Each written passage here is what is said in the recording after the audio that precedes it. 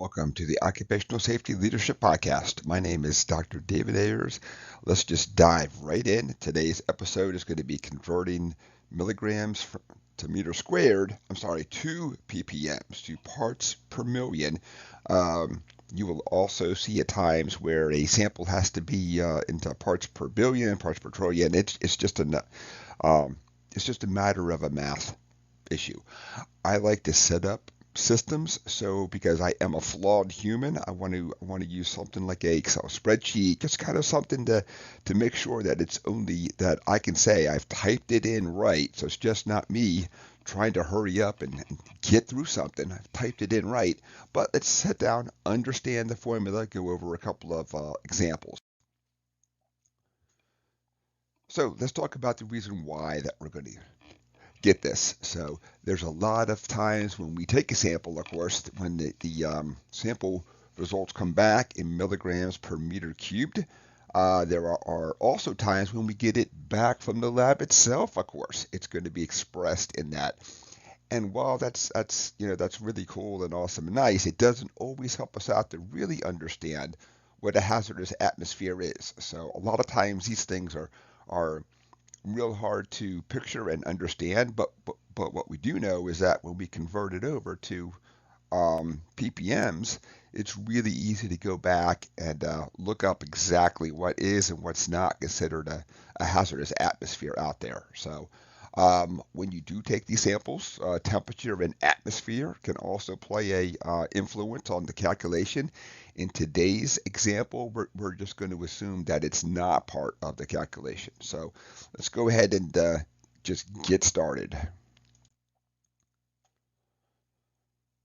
So when we look at what's considered a permissible exposure limit by OSHA, it's going to mostly be expressed in parts per million. That's not always a 100% hard and fast rule, but for the most part it is. And also, if you have a operating permit, you have something else out there, you have to figure out if they're asking you to monitor the atmosphere, what they are looking for also. So it seems like most commonly it's parts per million, and that's why we're going to sit down and go over this whole thing. Uh, One of the things that we also need is we have to know that molecular weight for the chemical that we're sampling out there. You're not going to find where one weight is going to cover a family of chemicals, so you really have to dive in deep and really understand. What we have on the screen now are going to be four common chemical molecular weights, and this is if you were going to operate a place that has a operating permit, and they may be also asking you to tell us how much ozone you're generating, or carbon monoxide, carbon dioxide, and also methane. So when we kind of sit down and look at how we're going to do this, sometimes we're worried about the people at the plant and we're taking a sample. Sometimes not only are we worried about the people at the plant, but our operating permit says you must go back and sample for the following chemicals.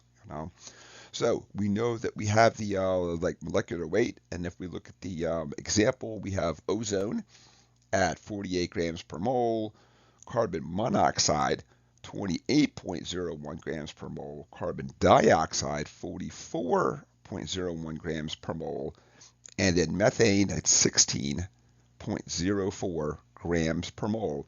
And if you go back and look up the OSHA permissible exposure limit over there, it's going to ozone is 0.1 ppms, carbon monoxide 50 ppms, carbon dioxide 500, and methane 1000. That does not actually have a OSHA permissible exposure limit. The only thing that's relatively close is called a NIOSH recommended exposure limit. So it's not actually enforceable by law, but that doesn't mean that they can't say as part of your permit to operate for your plant, your factory, your insert, anything, that you must meet the following levels out there. So let's do a little math here. In this first example, we're going to look at a large industrial site. And so we're trying to figure out the ppms. So we already know that it's going to be 24.45, and that's going to be what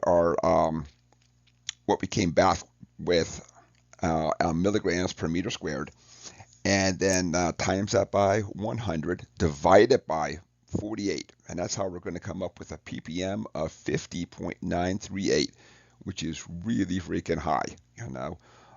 If we look at a ozone for a city street that's out there, sometimes, of course, your ozone will actually, if you're just walking down a city street, just be exceeded just because of all the mobile pollution that's there, the cars and trucks and buses, and all that kind of good stuff then. So we'll go through that same exact example, of course, except we only have a 0.7 for the reading then, and then we come back with a 0.357, which is, of course, over the OSHA permissible exposure limit of 0.1.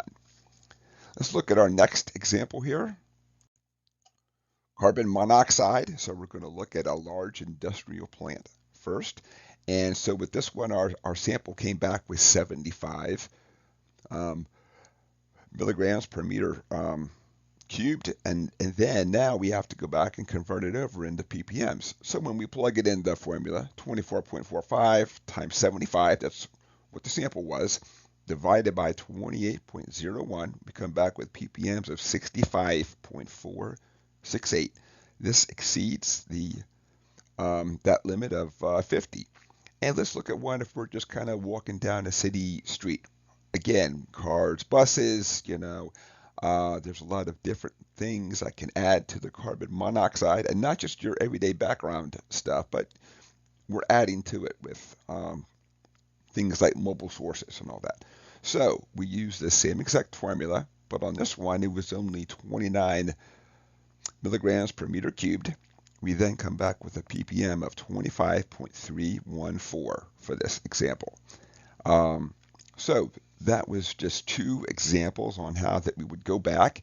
And like all things, you can just take this formula as long as you know that molecular weight and you have what your sample came back with. You can then go back and calculate it and figure out the ppms. So again, I'm a flawed human, so I like to come up with an automated system so I can literally say, as long as I type it in right, it's going to come back good. And it's not me trying to think about a formula and I'm writing stuff down on paper, and I'm like doing stuff by hand and all that. That's another way of doing it. For me, I worry about just being as accurate as I possibly can on this.